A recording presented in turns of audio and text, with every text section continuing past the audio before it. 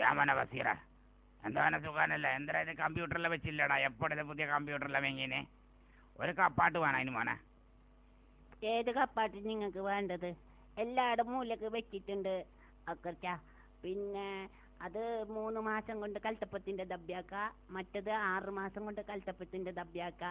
നിങ്ങൾക്ക് ഏത് വേണ്ടത് നോക്കിയിട്ട് പറഞ്ഞാൽ മതി.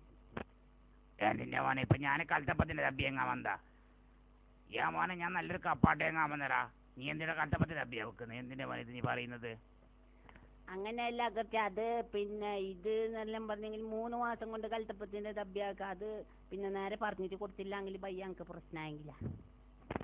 അപ്പോൾ ഒരു 5 കൊല്ലം കഴിഞ്ഞിട്ട് കൽത്തപ്പത്തിൻ്റെ ദബ്ബിയാക്കുന്നുണ്ടോ മോനെ? 5 കൊല്ലം കഴിഞ്ഞിട്ട് കൽത്തപ്പത്തിൻ്റെ ദബ്യാക്കാൻ കഴിയാ. കൽത്തപ്പത്തിന് ബെറാക്ക വേണമെങ്കിൽ മരത്തിൻ്റെ കപ്പാട്ടുണ്ട് വേണാർത്തോ.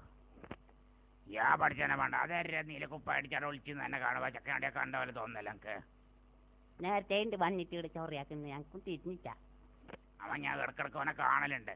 അപ്പം എന്ത് മോനെ മരത്തിൻ്റെ കപ്പാട്ടിന് എത്ര പൈസയാവും മോനെ?